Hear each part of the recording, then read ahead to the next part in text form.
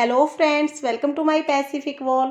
Friends, आज की video में मैं आपको गणगौर पूजन विधि बताऊंगी। यहाँ पर मैं जो नवरात्रि के तीसरे नवरात्रे वाले दिन बड़ी गणगौर को जो पूजन होता है वह बताने वाली हूँ। तो सबसे पहले हम एक चौकी लगा लेंगे।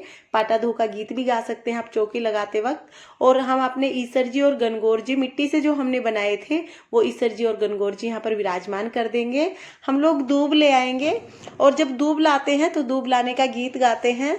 तो आजकल तो दूब हम लोग पार्क वगैरह से ले आते हैं, तो जब आप लोग घर में लाके दूब को साफ करेंगे तो उस वक्त आप वो गीत गा लें जो बाड़ी वाला बाड़ी खोल वाला गीत है। ये मेरे चैनल पर आपको मिल जाएगा, आप वहां से देखकर गा सकते हैं। तो इस तरह से हम दूब को साफ करेंगे और साफ करने के बाद इसी दूब पर हम गणगौर जी और ईसर जी को विराजमान करेंगे। और उसके बाद हम लोग जवारे बोएंगे।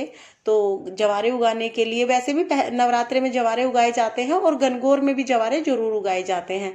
तो हम लोग गणगौर के ये जवारे उगा लेंगे। और जवारे उगाते समय भी हमें गीत गाना है, जोर जवारा वाला गीत। तो वो गीत हम लोग गा लेंगे। उसका लिंक भी आपको मेरे चैनल पर मिल जाएगा। उसके बाद हम लोग छांटे लगाते हैं, ये छींटे लगाए जाते हैं। और जब हम लोग छींटे लगाते हैं तो उसमें हम लोग एक ये चांदी का छल्ला लेते हैं, एक हल्दी की गांठ लेते हैं, एक ये सुपारी ले लेते हैं। और यहाँ पर मैं एक कोड़ी ले लूँगी, तो ये कोड़ी ले ली है मैंने। और एक हम लोग ले लेंगे सिक्का। ये 5 चीज़ें हम लोग लेते हैं। वैसे तो मैंने सामग्री का वीडियो बनाया हुआ है, उसमें सभी सामग्री आपको दिख जाएगी। वैसे 5 चीज़ें ऐसे मिट्टी के बर्तन में लेके और उसमें हम लोग पानी डालते हैं। और उसके बाद जो हम जूटी बना लेते हैं ये दूब की। और इस दूब की जूटियों को ऐसे पानी में डालते हुए हम लोग छींटे लगाते हैं। तो जो जो भी पूजती हैं, जो जो सुहागिनें गणगौर पूजती हैं वो इस तरह से छींटे लगाती हैं। और जब ये छांटे लगाती हैं तो उस वक्त भी गीत गाया जाता है, गोर गोर माता खोल की वाड़ी, बाहर खड़ी तेरी पूजन वाली। इस तरह से गीत गाया जाता है। वो गीत भी आपको मेरे चैनल पर मिल जाएगा। तो इस तरह से हम लोग छांटे लगाते हैं। और जो दिया जलाते हैं वो हम लोग जब छांटे लगा लेते हैं उसके बाद दिया जलाते हैं। और देखिए हमने चौकी पर गणेश जी को भी विराजमान कर लिया है, क्योंकि गणेश जी की पूजा तो सर्वप्रथम की जाती है। और छांटे लगाने के बाद यहाँ पर हम लोग कहानी सुनेंगे। तो इसमें कहानी सुनी जाती है, वो कहानी भी मेरे चैनल पर आ चुकी है पहले। तो इस तरह से हम लोग कहानी सुन लेंगे।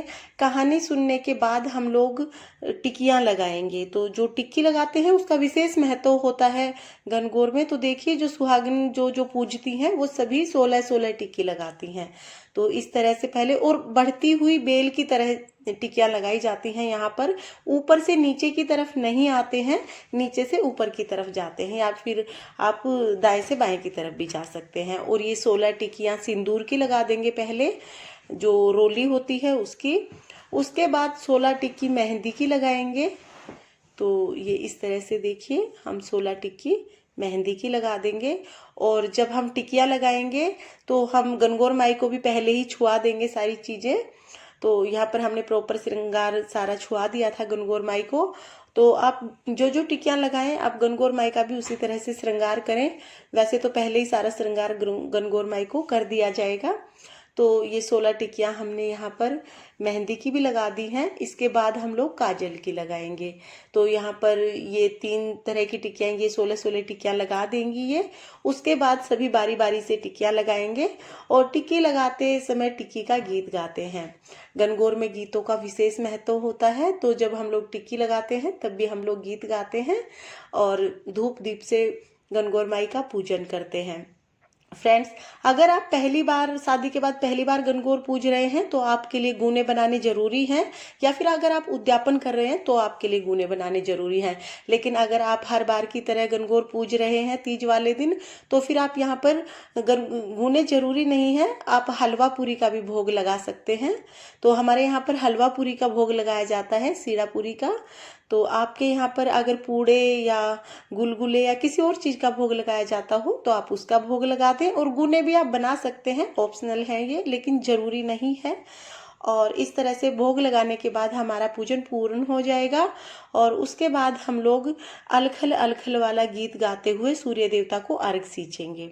फ्रेंड्स, शाम के वक्त हमें आरता करना है, वहाँ उस टाइम पे सिर्फ हमें आरती करनी है गणगौर की, और हमें उसके बाद प्रॉपर पूजा नहीं करनी है। प्रॉपर पूजा हमारी सुबह ही होएगी। तो फ्रेंड्स, ये थी गणगौर पूजन की आसान विधि जो मैंने आपको बताई।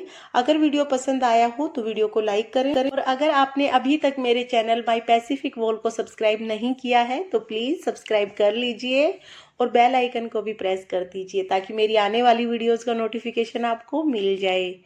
Thanks for watching.